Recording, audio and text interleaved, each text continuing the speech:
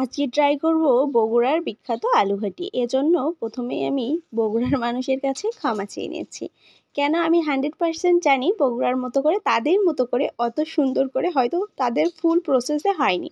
যদি হয়ে থাকে অবশ্যই কমেন্ট করে জানাবা, আর যদি না হয়ে থাকে তাও কমেন্ট করে জানাবা এবং ফুল রেসিপি দিবা, তাহলে আমি সেটাই ট্রাই করব। আসসালামু আলাইকুম আমার কলিজার ভাই বোনেরা, তোমরা সবাই কেমন আছো? আজকে চলে আসলাম নতুন একটি রেসিপির সাথে বগুড়ার আলুঘাটি করার জন্য। বগুড়ায় কিন্তু বিখ্যাত আলুঘাটি। তারা কিন্তু প্রথমে আমি আলুটা সিদ্ধ করে নিয়েছি, দেখতেই পাচ্ছ। এবার সিলে এটাকে একটু থেতো করে নেব। বগুড়া যেটা বলতেছিলাম, বগুড়া কোনো মাহফিল হলে সেখানে এত দারুণ করে আলুঘাটি করা হয়, সেই শুধু মাহফিল কেউ শুনুক আর না শুনুক, আলুঘাটি খাওয়ার জন্য কিন্তু যাওয়া হয়।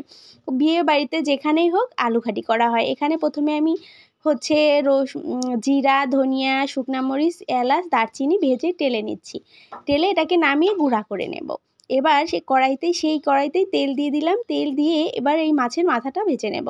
বগুড়ার মানুষ কিন্তু মাংস দিয়ে তারপর ডিম দিয়ে, তারপর গরুর মাংস, মুরগির মাংস, ডিম, মাছের মাথা, এমনকি মাছ দিয়েও আলুঘাটি করে থাকে। আমি আজকে মাছের মাথা দিয়ে আলুঘাটিটা করব। এজন্য প্রথমেই দেখতে পাচ্ছ মাছের মাথাটা একটু ভেজে নিয়েছি।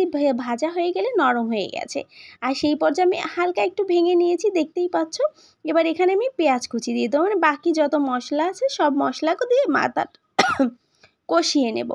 যাই হোক, পেঁয়াজ কুচি, তারপরে এলাচ, দারচিনি, তেজপাতা, আর দিয়ে দিলাম জিরা বাটা, ধনিয়া বাটা, আর মরিচ বাটা, তারপরে রসুন বাটা, সব মশলা যে মশলা আর কি দেয়া আমরা মাংসে ব্যবহার করি সেম মশলা দিয়ে এটাকে কষিয়ে নিচ্ছি।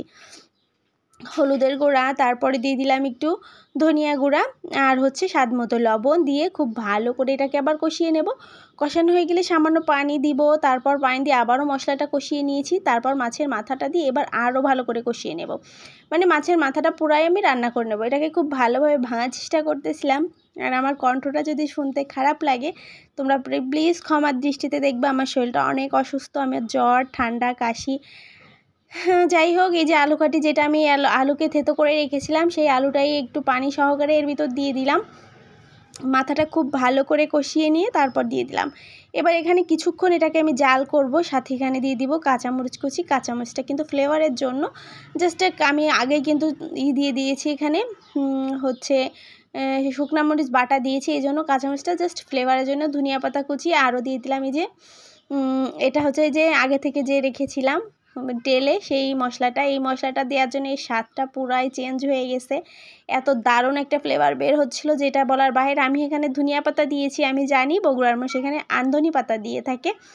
যাই হোক, আন্ধনি পাতা আমি ফ্লেভারটা নিতে পারি না, এই জন্য জাস্ট আমি ধনিয়া পাতা দিয়েছি। আর আমার রান্নাটা কেমন হয়েছে আজকে অবশ্যই কমেন্ট করে জানাতে ভুলবা না। কে কোথা থেকে আমার ভিডিওটা দেখতেছো অবশ্যই কমেন্ট করে জানাবা, আর কেমন হলো অবশ্যই কমেন্ট করবা।